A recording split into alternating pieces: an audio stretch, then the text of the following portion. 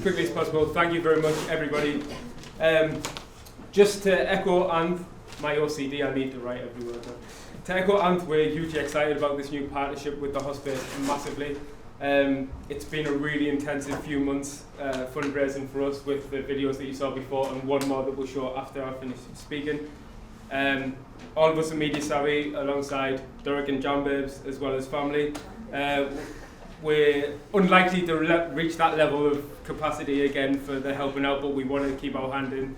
Because a lot of people support us in not much more than name only when they pledge to something. We don't want to, a bit like godparents, I guess. Sometimes people have got, actually now I've got 7.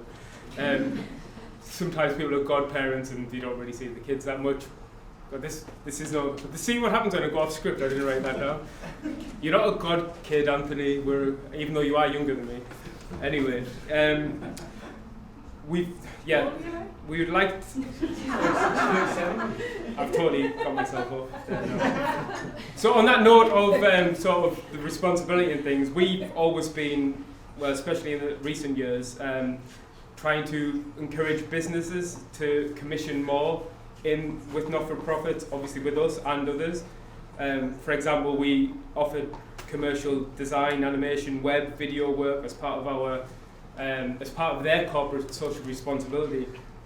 So even with the generous support of our sponsors tonight, all of our 6 exhibitions have run at a financial loss, but it's clearly not about the money for us. Otherwise, we wouldn't put them on.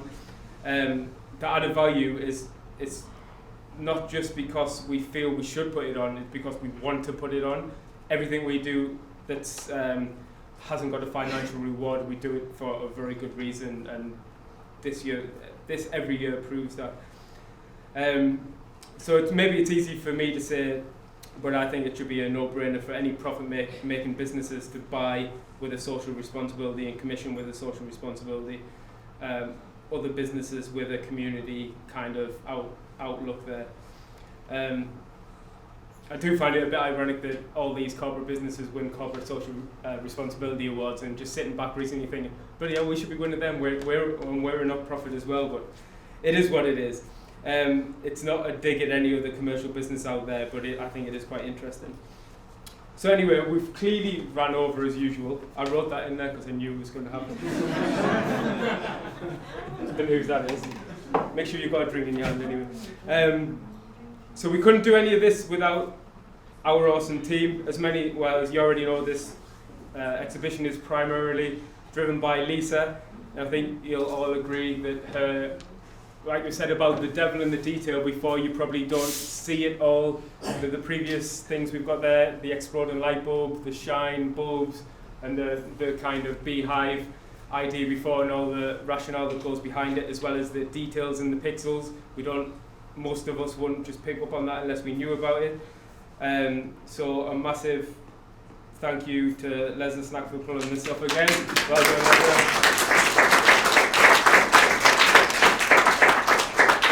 Haytham, who got the best responses so far with his So Strong lifting the weights on the videos before.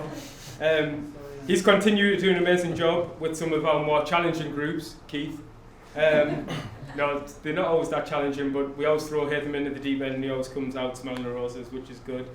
And he still finds the time to design websites and make cool animations, which you'll be able to see on the video loop that him and Daniel provided as well on the Macs. Mel's really stepped up on the health and well-being side of delivery because there's been more of a demand, and we were fortunate enough that Michelle saw that demand and commissioned us to branch off and not just into the digital area as well. And we've heard some great stories, obviously just tonight. She also continues to keep me alive, which is something I said last year. So Daniel and Ella have been didn't, as they mentioned, they didn't really come on board as tutors, but they found their pathway in that role. So some of the feedback I've had personally from their learners as well as commercial clients has just been second to none. And they said, Ella's still with you, isn't she? Or Daniel's still there? Yeah. I say, of course they are. Yeah. Unless they run away, then we'll keep them. But yeah, just for the most junior members of the team, they really do pull the weight. We can't see them properly now, But all of the illustrations along the bottom here, you can see a handful of them, are what Ella came up with for something that I'll mention in a bit more detail in a second, but they're really cool. Again, very small on here, but there's so much detail in them. And we've also got Carolyn, Rob and Addy, who are also really valuable members of the team, totally buy into our culture and Media Savvy, even though they don't work full time like the rest of us. When they are there, they really do make a difference, but often go unnoticed because they're not there all the time. Finally, with regards to the team, a special shout out to Leon. Many of you know Leon in the room, aka Captain Chaos. He's just missed out being here because he's officially now in the RFA and he's now causing chaos in the Middle East somewhere, being an engineer in Bahrain, sorry. So he's been, for the last few months, designing custom-made furniture at our office. So if you're ever around Norfolk Street, pop in and have a brew and see some of the cool furniture designs that he's come up with. The one thing about Leon is he takes a while to do things because he likes them just right. So he's actually going to start his own business when he comes back, and it's going to be called Tack Your Time Joinery, and it couldn't be more appropriate. I'm not sure how much work we'll get. And obviously, as Keith mentioned, we can't forget Diego. Everybody loves Diego, and he accompanies Mel on the wellbeing walks that we do every week on a Friday. Which where's Michael? Michael's always an ever-present, watching the dolphins off the pier, and they're like, who needs a gym when you've got Diego and dolphins? And we've also couldn't do anything that we do without our wide range of awesome volunteers. Mainly this year, we've had Ray, who's in the room with us somewhere. There's Ray. Ray, Paula, Anthony, who's in the room with us here, and Suad, who unfortunately isn't here because loud noises, he's got tinnitus, and this isn't the environment for it. But can we just have a separate round of applause for these guys? And like Anthony said before, not this Anthony, St. Benedict's Anthony, from now on, we really want to be a bit of a production line of people to go on, because we've never short of people that want to volunteer and want to give back to the community that run our courses. And what better cause than the hospice? There's so many different types of voluntary roles that are available at St. Benedict's.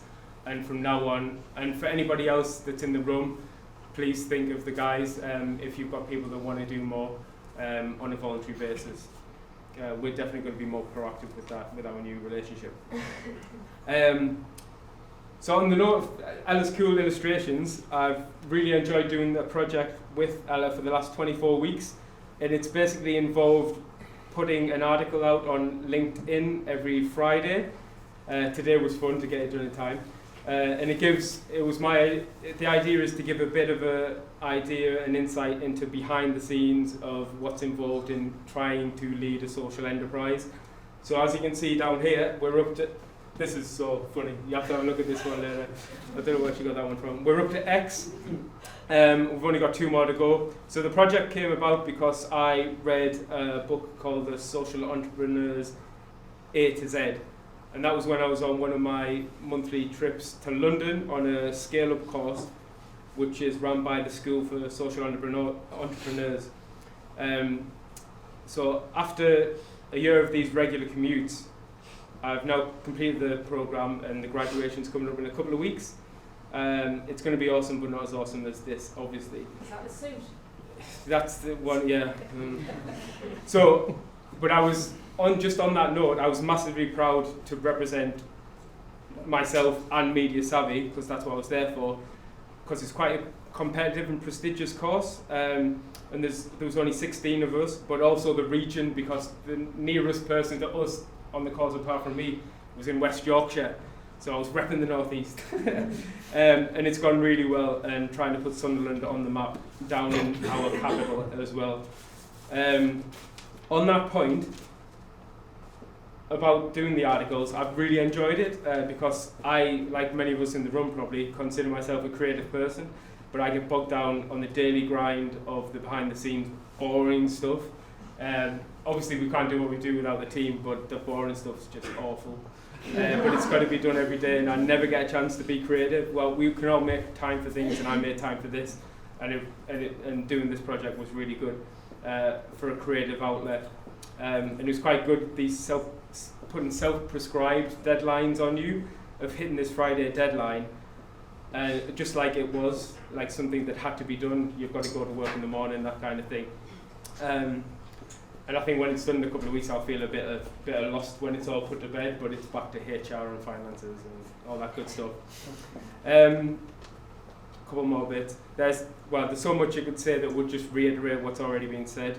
So you'd be here till midnight if I did that, so I won't do it. One thing I will reiterate though, the main benefit and the main reason for putting this on is and always will be primarily for our learners.